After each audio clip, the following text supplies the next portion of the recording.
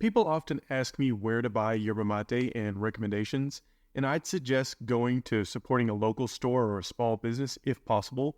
However, if you're living somewhere where you can't, like I once was, and they just don't offer the yerba that you want, check out Pampa Direct.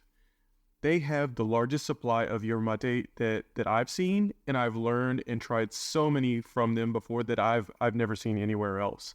But not only yerba, they also have dulce de leche, alfajores, shirts like jerseys, games and snacks like chocolinas, which is one of my wife's favorite cookies. And I found some really great recommendations on there for beginners, such as Don Eregi, which is something I learned about by just trying different stuff there. And also some of my personal favorites, which is Pipore and Aguantadora Despalada. They have great customer service that speaks English, and in fact, they shipped me another package of yerba for free after they had mixed up one of my orders. And they always include like little, extras, like little candies and stuff, which is really nice. And they ship anywhere in the world, and they offer free shipping here in the U.S. with an order of $50 or more. That may change depending on your country. And as a sponsor of the show, they offer 10% off on your first order with the code POWER. Go to yerbamatepower.com/pampa to place an order. Again, that's yerbamatepower.com/pampa. P-A-M-P-A. Pampa. Thanks. Welcome to the Yerba Power Podcast, where we share the power of yerba mate with the world. Introducing your host, Devin. Welcome, Materos, to another episode of the Yerba Power Podcast. Hey, I'm Devin. Thanks for joining me today.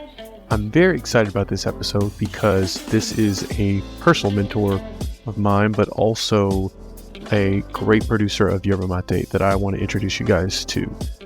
His name is Brooks. He's the co-founder of Abrazo Mate, which is an organic yerba mate.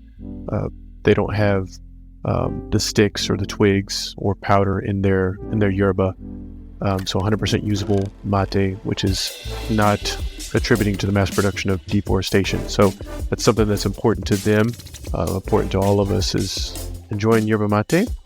And so in this episode, we'll talk a little bit about where yerba mate is from, the scene of yerba mate in Spain, and how Brooks got started in yerba mate, as well as the mate community, some educational tips that we talk about of using yerba mate, and also about running, something that we both share a passion for.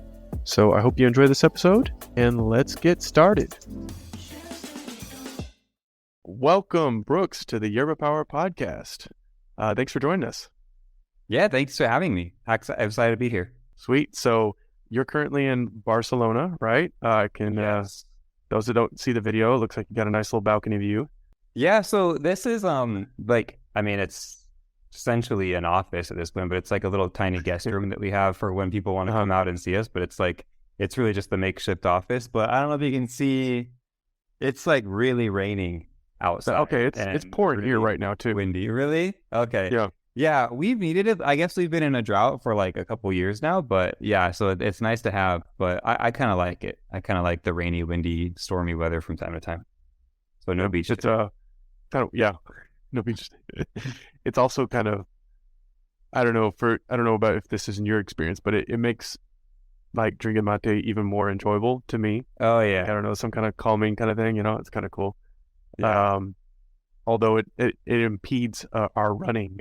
Right, so it does. Not in the rain; it's just not as enjoyable. Yeah, I would prefer, I guess, a light rain over a wind, or even like a heavy wind or something like that. But I'm just not a treadmill runner, so obviously I go to the gym and jump on the treadmill. But I don't know about you, but I don't like. Oh no, I don't do treadmill. No treadmills for me. No, light rain, no big deal. But yeah, I guess I'm like a cat or something. I don't like getting wet too much, especially like when you're out there and there's nothing you can do about it, right?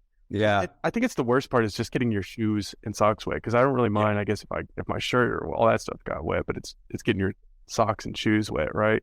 I'm with you. Yeah, and then especially you got to let them dry. Well, now I have about 2 or 3 pairs, so I can change. But before I only had like the one pair. So, well, sorry for my rambling, but let's start with a brief like intro. So guys, this is Brooks. He's the co-founder of Abrazo Mate. For you guys that don't speak Spanish, that's hug, which is also something that is very Latino culture, of hugging. So I think that's, of course, put your words into it. But like, how did you get started in Yerba Mate, and then from where you were to like kind of where you're at now? Give us a little, I guess, insight on that. Yeah, so I'm Argentine American. So was raised in Los Angeles area, New York. So my mother raised me drinking it. So it was something that I mean, it's all of my early memories are accompanied with mate. So that's, how I was introduced to it. My mother, her mother, she always came over to the house, and every time she came over, she would bring, as most Argentines do, her gourd that she's had for probably longer than I've been on this earth. And then her favorite mate for the month. So, well, I don't know if they can hear the thunder, but it's getting really crazy. But yeah, so that's it for me. I mean, and now when I go back home, obviously I live in Barcelona now. But when I go back home, that's like the first thing we do is we sit down and obviously hug, kiss, talk with mate. So it just, that's why the name Abrazo means or was so important to me, because that's like really what, for me and like the mate culture, what it embodies. It's just like a closeness and a unity. So yeah, that's a little bit of the story. So I always kind of ask this is, now that you said it, Argentine American, I always wonder, is it like Argentine or Argentino, or is it like, what's the proper like pronoun for, an Argentine, So American, yeah, that's actually, everyone asked me that too, because Argentinian, yeah. Yeah, Argentinian. So I have a British friend who's like, I think that with most British people, they are like very, very, very into proper grammar. And he is a writer and like was a teacher. And he said now colloquially they're interchangeable. So you can say Argentine or Argentinian. I guess one was like the adjective form and one was the, like, I guess noun or whatever. But he said that they're interchangeable now. So I guess we'll just go with that. Okay, so they're both right. Great, good. Now I don't feel or you could just say Argentino, which is even easier. So yeah, easier. Yeah, exactly. Yeah. Let's see. I wanted to, you're Argentine American, and that's kind of the cool thing that we share, I guess, in a way, is like, my wife's Argentine, so I can see both sides of that. And then how, you growing up in America versus Argentina, but still having that, background and everything, and how that's played a part in, kind of who you are, and also that the shared culture helping you probably, bridge that gap, I guess you could say, of a lot of times people that are multicultural kind of feel that they're not from here or there, Yeah. like you're stuck in between two places. Now that you're in Spain, does that feel closer connected or further away connected? Because now you're kind of like three cultures in one. Yeah, that's a really good question. I love that question. So just as a quick side note, that's like a new podcast topic that I want to start, is like, I think that everyone, not just Argentine Americans or Cuban Americans or whatever, have an issue or have a, maybe some lack of belonging. And so that's like another, I think that's such a good topic for like everyone to hear about and talk about. It's almost like therapy when you talk about it. But to get to your question, I grew up, I don't know, we talked about this when we did an Instagram live like months ago when we first got to know each other. And we talked about kind of, my name is Brooks. It's a very non-Hispanic name. My sister's name is Brittany. My brother is the closest. He's Nicholas. But my mom, to like, not to repeat the story again, but she obviously came to America in not the most like documented way. So she kind of tried to make us feel more American than we, I don't know, in terms of like our name and not speaking a bunch of Spanish outside the house, in order to kind of, I guess, stay below the radar. And so on that note, growing up in Los Angeles, we're surrounded as a huge Hispanic culture, which I love. Most of my friends there are Mexican, not South American or not Argentine specifically. Like there's a very low amount of Argentines in America. And I was actually on a run yesterday with someone here from Barcelona, and I told her, she asked where I was from, blah, blah, blah. And I was like, in America, if you're from Argentina, it's like cool. You're almost like special. It's like, oh, wow, like how cool. I've never met, many or any people from Argentina. Whereas here in Spain, it's like, oh, you and like the rest of the population is art, so it's not like something that's a special or unique anymore. So in that regard, I love walking outside and seeing people with their gourds and their thermoses and drinking mate. And I love hearing the sha every time they're speaking Spanish. It's a very identifiable, language. So I haven't really thought back with that. So it's a good question and I should think about it more. But now that you've asked, I do feel like I belong here more than I've probably felt a sense of like belonging in any other, Los Angeles or New York. Not to say that I, don't have a good relationship with those places or friends there, but being here in this culture that it's a similar culture. And so I don't know, I feel like, this is home to me. I feel like I belong here and I love being here, and the language I can speak freely and, not be worried about anything. So I love it. And I never want to leave. And, I'm really happy to be here. I don't know if that answers your question, but, I feel like also Spain, or at least Barcelona, is a very welcoming place. Maybe not all of Spain is, but Barcelona is kind of known for like, okay, let's like take in these people, and we want to be very open and welcoming and receiving to everyone. And that's evident by everyone you meet on the streets, whether or not they're from Barcelona. So it's just a very welcoming environment, and I love it. Nice. Yeah, I think that basically answers my question. It was like, if you're feeling more connected or more belonging, but as far as different, I guess, technically 4 cultures, I guess, that you're competing with right now, as far as Argentine is American, is Spaniard, is Catalonian, like, it's a lot of going on there. And just being an expat too, so. That's just to kind of go a little bit deeper. I think that something that I didn't really realize until later on in my life is most of my friends that I would make, we moved quite a bit, in and around Southern California. Also, when I got old enough, I left and went to New York for many years. And I recognized only later on that most of my friend group were the Latin Americans or so I think that I've always just kind of gravitated toward those people who I guess are like me and who I am. Not to say I didn't have people that are weren't straight American, but it was a different connection. And human nature. Yeah. So I think that, that's an interesting way to look at it too. Now I'm surrounded by all of these people that I've always felt a little bit maybe more comfortable with, or at least more at home with.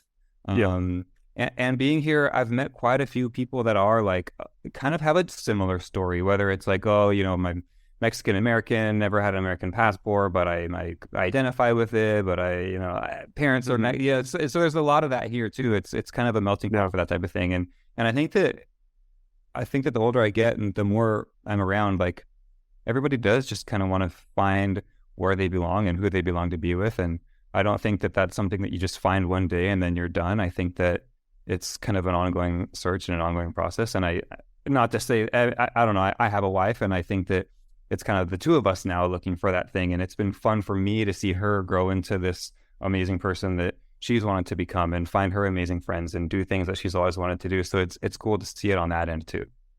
So that's interesting point too, is because my wife being Argentine, that I don't, I'm not trying to pretend that I'm Argentine, or, I've always felt this kind of thing too, of like speaking Spanish. It's like, I embrace that and embrace the Latino culture. And obviously I'm talking about Yerba Mate. I mean, I got my whole and everything. So definitely embrace it. But I also don't want to pretend like, I'm Argentine, because I'm not. I don't want to, and, I do copy a lot of her sha and, things, like que quilombo, and just words that, stuff like that, I've picked up from her, and all the culture and things that she's taught me. But I guess I want to be authentic of like, I'm not I don't talk like that. I don't talk like a porteño. I was like, and that's fine, I don't have to like pretend to be something like you're not or whatever and that's what's helped me be more authentic, and people relate to that more than, whatever, and help me be more authentic in my channel as well too, of like speaking English, like, because Yeah. it's like I can talk about this in Spanish, but I also feel like I'm forcing it too much and there's already so many channels out there that already, talk about it in Spanish. And like, I mean, I don't know. I don't really know where I was going with that, but I guess. No, yeah. I that's a good point, because to what you just said, I grew up speaking Argentine Spanish. And now I'm here and I noticed myself saying things like, yeah. I mean, I'm starting to say things like with a theta now instead of, and sometimes, so I think about that. I'm like, am I trying, like, am I basically like an English speaking American moving to Britain? Yeah. Like trying to pick up like a British accent. But it's just that when you're around that, I mean, you're just some of it sticks to it. Yeah, it just sticks. And also it avoids confusion. I was in a cab once and I asked him to take me to this specific playa, and he was like, wait, are you trying to go to playa or a plaza, like a plaza? And I was like, oh, okay, like I can see how this is confusing. Let's just stick with Spanish for these kind of, weird words. Where, that's a good example. Yeah. Yeah. So speaking of like belonging and coming from a place, so a topic I wanted to talk about with us, and especially from you actually having, actual yerba and where it's coming from. Obviously, you don't have to disclose us how you get it and all, but talking about where yerba mate comes from. So generically speaking, we both know it comes from the Amazon region. We can argue about, where exactly as far as country-wise and stuff, but that's, another topic. But basically kind of the heart of where yerba mate comes from, and where it comes from and kind of how it gets to where it is now. So any expert advice you can give us there? What's your thoughts on that? As far as like advice, no. I mean, the one thing that I will say is I did recently put this video up on the Abrazo channel about how ours is harvested. And I'm gonna try to like say this as like politically correct as possible, but there are, with anything in the world, when it gets more and more popular, things get mass produced, and mass production is, it's not all bad, but there are some bad things that come with that, like tearing down the beloved rainforest, or these, trees and forests that are indigenous and natural to South America. So obviously that's not how we do it. Ours are all just like naturally occurring, naturally growing mate trees, mate plants. But I just think that you kind of need to be, I would just, with the growing rise of mate and popularity, I would just kind of try to make sure that maybe everyone knows where their mate is coming, how it's being harvested and distributed, because that's a big thing in the coffee world even, it's like, oh, well, these growers in Africa or whatever, like Nestle is coming in, who owns Nespresso, and they're kind of, I hear actually very good things about Nespresso and how they do their business, but there's other companies that maybe try to, not pay the farmers very much, or buy out their farms for really cheap so that they can, do it all for free themselves and stuff like that. So those are the only things that, and I don't think that that's a huge issue yet, because mate really, as you said, is really only grown in one area, except for this little plant that I have in my house, like a mate plant, but I'm not getting any out of there. But so I think that it's more something maybe we should just start to be cognizant about now, because I think that it's going to continue to kind of blow up and get more and more popular. And with that, that's when those bigger problems come to consequences, I guess you could say, or collateral damage, maybe. Yeah, collateral damage. Yeah, that's a pretty good one. But I mean, I think that for now we're pretty good. It's just that, a lot of mate, which I grew up drinking and I still drink when I'm feeling homesick. Like there's a little corner store here, and I go buy Cruz de Malta because that's what I grew up drinking. And I do notice how much filler is in there, and I'm like, wow, this is way different, than like Abrazo or some of these other kind of like a little bit higher end stuff. But I still love it because it's what I grew up drinking, and I don't mind. It's just that, in the future, there's probably going to be more of a problem with that. As of right now, I think that, not a huge issue yet. But what do I know? I don't know. No. All you know is what you know. How did you grow a mate plant? Now I'm curious. I want to do that. Yeah, so I ordered one. Really? And it was, like a teeny tiny sapling. And then I just kept growing it and nurturing it and watering it and putting it in the sun, and then it just kept growing. But I think that when I ordered it a while ago, but yeah, it was tiny and it's cute, but it's never going to produce enough to fill up. It's just cool to have it. Yeah. Then you could say where it's from. Well, it's from my apartment. Yeah. So, I know in Argentina, the Misiones region, which if you guys aren't familiar, that's up near Paraguay, Brazil, like it's right there where they kind of all of those countries meet, is kind of like the heart of it for Argentina, and then of course Brazil and Paraguay meet right there. Are there any other regions that you're familiar with, maybe that you guys specifically, I mean, maybe you don't have to tell me, but other regions that are kind of big mate regions? No, that's pretty much it. I think that one thing that I found out more when I started doing this was that less mate than I thought comes from Argentina. And so my wife will joke and she's like, this is probably from Paraguay or something. I'm like, but no, I mean, it's just like you said, that region, that's kind of where a lot of those naturally occurring ones and farms are and everything. So no, that's, I mean, as far as to my knowledge, that's where it is. It's the heart of it. But again, I mean, we saw this with like the wine industry, they can, like Malbec of wine that's super famous in Argentina. Actually, the grape is French. They just brought it down there and started to grow it. So I wouldn't be surprised if we started seeing more and more of it pop up in different locations, which I'm not mad at. I wouldn't be mad about either. Yeah, of course. I mean, that's basically what's coffee, right? I mean, none of it comes from where it's from, right? Yeah. It all came from Africa. Now it's literally all over the world. So, I mean, yeah, which I don't know. Maybe we'll both have to do some more research of, you've got a mate plant already, but what is the ideal environment to grow it in? Is it a tropical region? In that case, then, maybe we can, transplant it. We'll not have to worry about deforestation. We'll expand it. So I wanted to ask you, though, kind of going back to the other topic about Spain.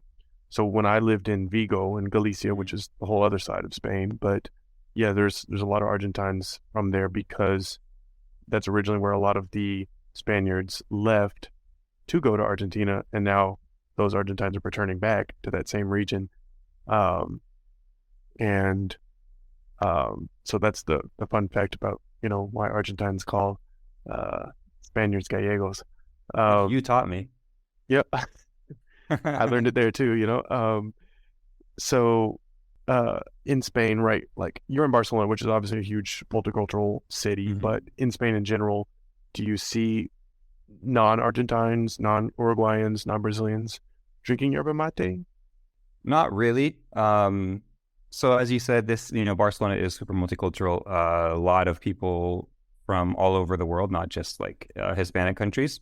And no, I really don't. I was on a run yesterday with this group that I'm a part of, and there was a Swedish guy there, and he had spent like a week in Argentina, and now he lives in Barcelona since like August. And he said that he now has his own gourd, and he just bought his first bag of mate like this week at the grocery store. So he's like into it and into the health benefits and all that. But no, aside from like the rare one or two here, it's I don't know. I don't know enough about the cultural, Catalan versus Argentines yet, but the leader of this run that I was on is from here, and she's super nice, but she was like, sometimes we feel like we're outnumbered by Argentines, living in Barcelona. It's like, and so I don't know if maybe they're just like, I don't want to give into that. We already, hear enough with a sha, and we already see it all over the streets. But I really just see Argentines drinking it, which is, for you, specifically your channel, and for me being in business, like a lot of what we do, which I didn't know there would be this much of it in the business of mate, is the education aspect. Because people, even if they live here or are Spanish, they're still like, what is that? I'm like, wow, it's so weird that also like I've named it Abrazo, which I think everyone knows that means hug, but no, it's a Spanish word and not everyone knows Spanish words. So same like thing here, you see people holding it and there's like, what is that? I still don't understand it. And also, why are both your hands full on the street? Like, why don't you want to free your hands up and you're holding a thermos and a gourd? Like it's just weird. So yeah, I don't really see many people other than Argentines. It is funny though. Yeah. How many times you explain the bombilla, like they still don't seem to get it. Like, well, it filters it out. Like how? Like, well, this part, you got to like literally take it and taste it. It's like, yeah. It's like, so you don't eat the leaves? Like, no, like, I don't know. It's like you drink tea out of a tea bag, right? It's the same, I don't know. But literally, you're right. The education. Yeah. That's interesting. Well, we've just got a few more minutes and just want to respect your time and thanks again for joining us. But are there any projects, anything that you want the listeners to know about? Yeah, I mean, there's a couple things that we do. First of all, just really quickly to touch on your leaf thing. Mate was chewed before it was like turned into a tea. So like way